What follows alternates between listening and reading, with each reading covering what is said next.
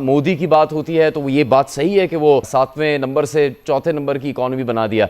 पाकिस्तान में इससे बहुत मुख्तलिफ नहीं है सूरत हाल के कारकर्दगी का जो सवाल है वो पर्चे में मौजूद ही नहीं है, लेकिन मकबूलियत बढ़ती चली जा रही है। ये बताइए कि इंडिया के साथ ताल्लुकात की नॉर्मलाइजेशन के लिए पाकिस्तान के शराइत क्या है? आमिर जिया साहब, वो जब भी बात कर रहे हैं कि चीन और भारत का बॉर्डर जो है और वहां पर जो ट्रेड है 100 बिलियन की जो बात कर रहे हैं अफनान साहब, लेकिन यहाँ पर और वहां पर एक डिफरेंस ये है कि वहां पर अपने बॉर्डर को या बॉर्डर के किसी भी हिस्से को शहरक तो नहीं कहा जाता। हमारी तो शहरक पे हमला हुआ है और हमारी तो बड़ी क्लैरिटी के साथ ये स्टेटमेंट्स आते रहे हैं कि कभी भी जब तक ये 5 अगस्त का मामला हल नहीं होता तब तक भारत के साथ कोई बात नहीं होगी। जो इंडिया की बात की है रऊफ क्लासरा ने, आप उनसे एग्री करते हैं कि उनके प्राइम मिनिस्टर का भाईजान सॉलिड प्राइम मिनिस्टर है भाईजान? ये ऐसा उनकी पॉलिसी भाईजान देख लें, कोई ड्रामेबाजी चल रही है उनकी, कोई मजाक बन रहे हैं दुनिया में। ये पाकिस्तान इतना बड़ा मार्केट है, हम दुनिया के बिजनेसमैन को क्यों नहीं अट्रैक्ट कर पा रहे हैं कि वो यहाँ आए? तो दोस्तों, भारत और पाकिस्तान के बीच जो व्यापार होता था वो कश्मीर से आर्टिकल 370 हटने के बाद से पूरी तरह बंद है। पाकिस्तान को लगा था कि वो भारत से व्यापार बंद करके चीन से अपना व्यापार बढ़ाएगा, जिससे कि वो भारत की कमी को पूरा कर सके। लेकिन अब पाकिस्तान को भी पता चल गया है कि वो व्यापार के मामले में भारत के बिना नहीं चल सकता। पाकिस्तान कितना भी कुछ भी कर ले, लेकिन उसको भारत की जगह दूसरा ऑप्शन नहीं मिल सकता, क्योंकि पाकिस्तान की भारत से दूरी कम होने की वजह से सस्ते दामों में फल, सब्जियां, सीमेंट, खाद और अन्य जरूरत की चीजें कम समय में और बहुत ही आसानी से मिल जाती थी। लेकिन जब से पाकिस्तान का भारत के साथ व्यापार बंद हुआ है, तब से पाकिस्तान के जो हालात हैं वो लगातार बदतर होते जा रहे हैं और मजबूरी में पाकिस्तान को दूसरे देशों से चीजें महंगे दामों में खरीदनी पड़ रही हैं और उसमें समय भी ज्यादा लगता है। लेकिन अब पाकिस्तान की जो अकल है वो पूरी तरह ठिकाने आ गई है और पाकिस्तान चाहता है कि वो भारत सरकार से कैसे भी मिन्नतें करके, हाथ जोड़ के, कुछ भी करके बस जल्दी से जल्दी व्यापार शुरू हो, जिससे उसके यहाँ जो चीजें हैं वो सस्ती हो जाएं और उसकी आवाम को राहत मिले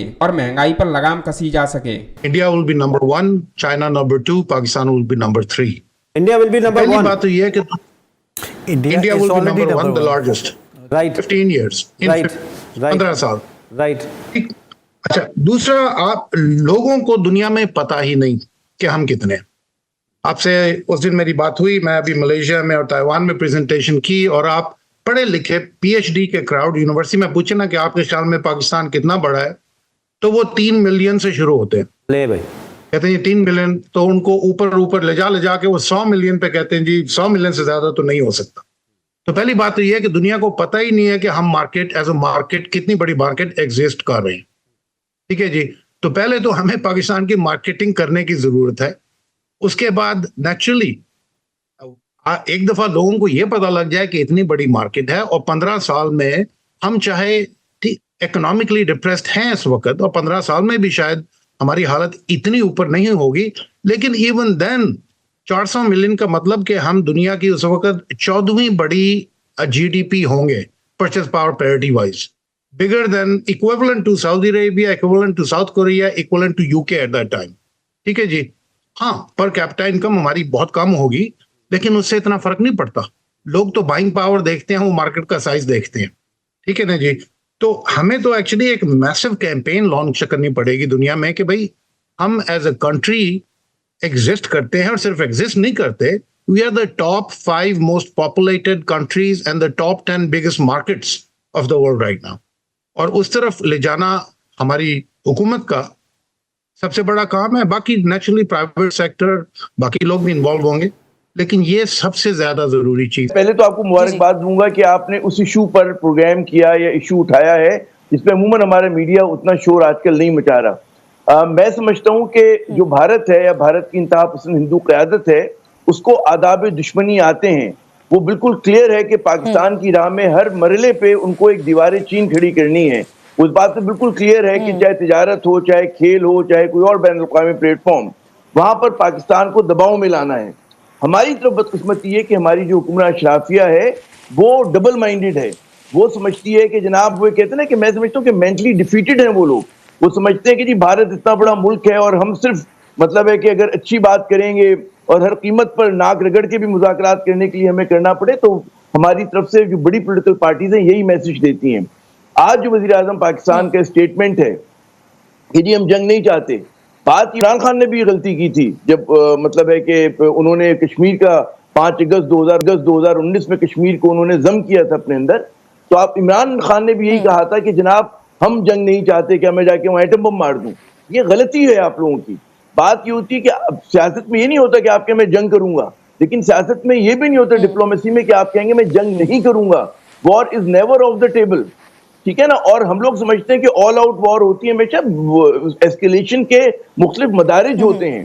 तो जब आप ये कह देते कि जनाब हमने जंग नहीं लड़नी और हम जंग नहीं लड़ सकते, तो उसके बाद तो फिर आपने उनको खुली छूट दे दी और उसका नतीजा आपने देख लिया अगस्त 5 2019 को। उसका नतीजा आपने देख लिया, क्योंकि भारत की क़यादत ये समझती है कि Pakistan is on a slippery slope.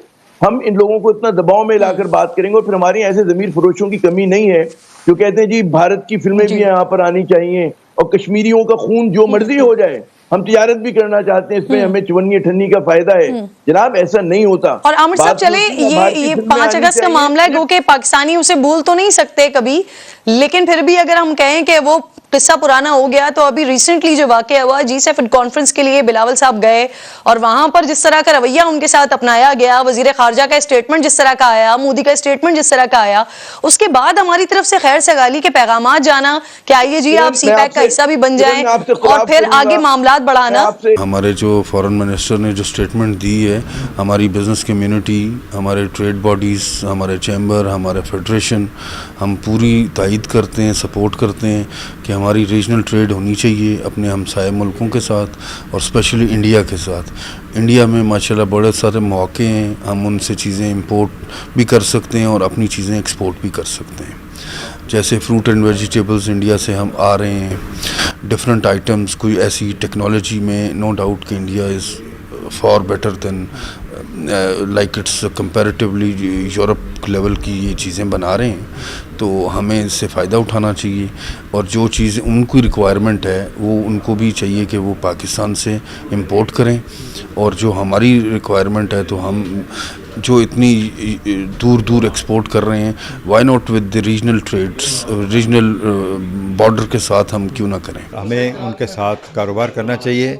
एक तो हमारे बॉर्डर मिलते हैं और ना कि सिर्फ इंडिया के साथ, हमारे जिस के साथ भी बॉर्डर मिलते हैं उनके साथ हमें कारोबार जो है वो करना चाहिए। आपकी मार्केट अगर आप इंडिया के साथ कारोबार करेंगे तो आपकी लोकल मार्केट जो है वो डिक्टेट नहीं कर सकेगी, ठीक है। अगर कोई भी चीज़ जो है यहाँ पे शॉर्ट होती है तो मार्केट जो है वो आपको डिक्टेट करती है, वो कंज्यूमर को डिक्टेट करती है, वो 400 गुना प्राइस बढ़ा देती है। लेकिन अगर आप हिंदुस्तान के साथ, फ़र्ज़ कीजिए हिंदुस्तान के साथ अगर आपके बिज़नेस बायलैटरल रिलेशंस हैं, तो आप ये जो ब्लैकमेलिंग है, इस ब्लैकमेलिंग से आप बच जाएंगे और आपको बेहतर चीज़ आपको मिलेगी। अब आ गया कि देखिए कि हमारा बड़ा अच्छा कारोबार चल रहा था हिंदुस्तान के साथ, कुछ वजूहात की बिना पे कारोबार जो है वो हमें मुनक़ता करना, कारोबारी जो तल्लुकात हैं वो हमें मुनक़ता करने पड़े।